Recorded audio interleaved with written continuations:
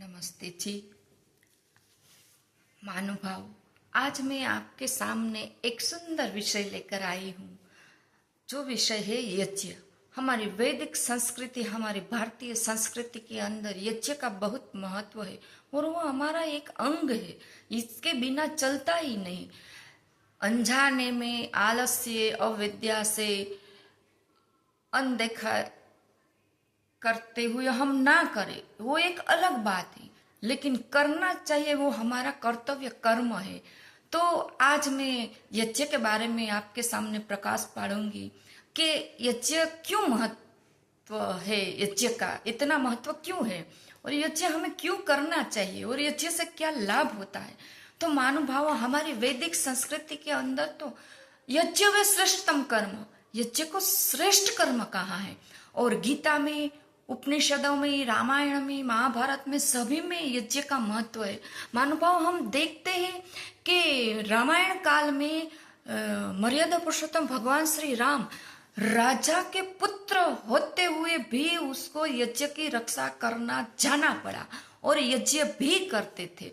तो इतना यज्ञ का महत्व है। और मैं इससे आगे जाऊँ तो गीता में भी भगवान श्री कृष्ण ने कहा है, क्या कहा है कि अन्नादि भवति भूतानि परजन्य अन्न संभव यज्ञात् भवति परजन्यो यज्ञ मां सद्भव। अर्थात कि ये जो यज्ञ है, यज्ञ करने से क्या होता है, यज्ञ करने से बादल बनते हैं और बादल से वर्षा आती है और वर्षा से अन्न उत्पन्न होते हैं और अन्न से मनुष्य का यानी कि समस्त प्राणियों का शरीर बनता है और जीवन मिलता है। एक प्रक्रिया है महानुभाव है यज्ञ की। अब वो ईश्वरी कार्य है, ईश्वर कार्य में इतना हम सहयोग करते, जो यज्ञ करते हैं तो ईश्वरी कार्य में आपो-आप सहयोग हो जाता है। तो ये गीता में आया कि यज्ञ से बादल बनते हैं और बादल से वर्षा आती है, वर्षा से अन्न उत्पन्न होते हैं और अन्न से सभी प्राणियों के जीवन चलते हैं। तो ये साइकिल है, ये संसार की प्रकृति की, जो संसार ईश्वर चलाता है, इसी तरह ये यज्ञ से पूरे संसार की साइकिल चलती है। तो इसी तरह यज्ञ का बहुत महत्व और भगवान श्री कृष्ण ने गीता में बता दिया, यज्ञ शिष्टा सिंहर्षंत मुच्यंते शर्किल से भुजंत घम पापाय प्रचंत्यात्मक कारणम। क्योंकि यज्ञ किए बिना कोई यदि अन्न खाता है तो वो अन्न नहीं खाता, पाप खा रहा है। इतना बता दिया भगवान श्री कृष्ण ने। अब इससे आगे हमें क्या प्रमाण चाहिए, तो बताओ कि यज्ञ कितना महत्व है।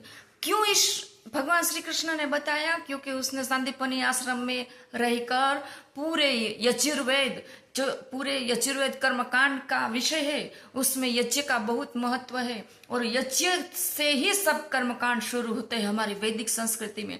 इसलिए भगवान ने बता दिया कि यज्ञ किए बिना कोई खाते हैं तो वो अन्न नहीं खाते, लेकिन पाप खाते। क्योंकि समस्त देवी देवताओं के मुख यज्ञ है। छड़ पत्थर की, सोने की, चांदी की, लकड़ी की, लोहे की, कागज की मूर्ति का मुख जो होता है वो नहीं होते, यज्ञ का मुख होता है, वो देवी देवताओं का मुख होता है। और यज्ञ में खिलाने से सब देवी देवताओं को पूरे ब्रह्मांड में फैल जाता है, पहुंच जाता है। तो इसी तरह, इसीलिए भगवान श्री कृष्ण ने बताया कि यज्ञ किए बिना कोई खाएगा तो वो अन्न नहीं खा रहा है, पाप खा रहा है। और भी मैं आपको बताऊं, महर्षि देवदयानंद सरस्वती ने 16 संस्कार हमको दिए। हमारी वैदिक संस्कृति में भी 16 संस्कार है, लेकिन संस्कार विधि में भी हर संस्कार यज्ञ से प्रारंभ होता है। कोई भी शुभ कार्य होता था तो यज्ञ से होता है। अब हमारा इतिहास देख लो, भगवान श्री राम ने अश्वमेध यज्ञ किया था, दशरथ ने पुत्रष्टि यज्ञ किया था, युधिष्ठिर ने राजसूय यज्ञ किया था, और भी बहुत यज्ञ होते थे, 6-6 महीने चलते, इतने ब्रह्म यज्ञ होते थे, बृहद यज्ञ होते थे। तो यज्ञ की बहुत महिमा है हमारे जीवन में और हमारे व्यक्तिगत जीवन में भी यज्ञ की बहुत महत्व है। और वेदों में बताया यज्ञ व श्रेष्ठतम कर्म, यज्ञ सबसे श्रेष्ठ कर्म है। यज्ञ सबसे श्रेष्ठ कर्म क्यों है, हम जानेंगे तो पता चलेगा कि ब्राह्मण को कोई एक कटोरी भर के आटा दे दे तो उस आटे से सिर्फ एक ब्राह्मण परिवार का ही पेट भर सकता है। कोई वस्त्र दान कर दे तो उससे एक दो शरीर ही ढक सकता है। और मैं आपको बताऊं कि ये जो व्यक्ति अन्न के बिना 1 महीना जी सकता है, पानी के बिना व्यक्ति 15-20 दिन जी सकता है, लेकिन शुद्ध वायु के बिना व्यक्ति एक क्षण भी नहीं जी सकता।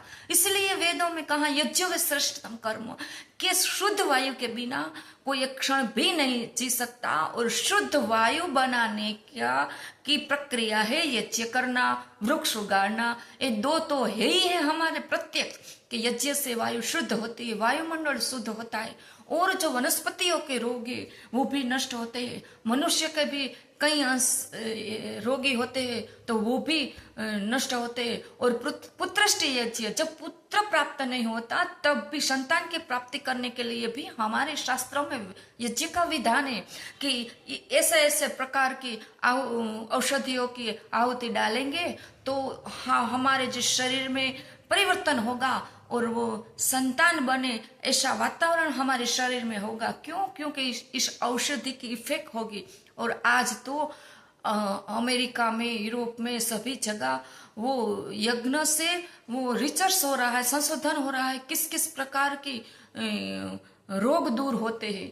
ओम पर भी रिसर्च होता है कि ओम का जाप करने से किस प्रकार के रोग नाबूद होते हैं। लेकिन हमारे ऋषि मुनियों ने, हम ईश्वर ने खुद वेदों में सृष्टि के आदि में दे दिया, कह दिया कि यज्ञ व श्रेष्ठतम कर्म, यज्ञ से श्रेष्ठ कर्म कोई हो ही नहीं सकता। महानुभाव, यज्ञ इतना पवित्र और श्रेष्ठ है कि यदि मान लो कि अपने अड़ोस पड़ोस में आपके संबंध भी अच्छे न रहे, तब भी आप अन्य से भी आपका शत्रुओं का भी कल्याण कर सकते हैं। इस इतना यज्ञ महत्वपूर्ण है महानुभाव। इससे श्रेष्ठ कर्म को कौन सा हो सकता है बताओ। और इसमें बहुत ना खर्च होता है, ना बहुत टाइम लगता है। और भी मैं आपको बताऊं यज्ञ श्रेष्ठ कर्म क्यों है, क्योंकि हम हमारे शरीर के अंदर से 24 घंटे गंदगी ही निकालते, पसीना के द्वारा, थूक के द्वारा, वात पित्त, कफ, मल मूत्र के द्वारा, सभी आंख से, कान से, नाक से, मुंह से, स्किन के छिद्रों से गंदगी ही निकलती है। इससे वायु शुद्ध होती है। लेकिन यज्ञ करने से वायु शुद्ध होती है तो हमें ये दोष में भी थोड़ी कमी आएगी, हमारा ये दोष भी ठीक हो जाएगा। इसीलिए यज्ञ करना बहुत ही आवश्यक है। और अगले दूसरे भाग में मैं प्रमाणों के साथ बताऊंगी कि वेदों में यज्ञ की कितनी महिमा है और क्या क्या लाभ है। धन्यवाद।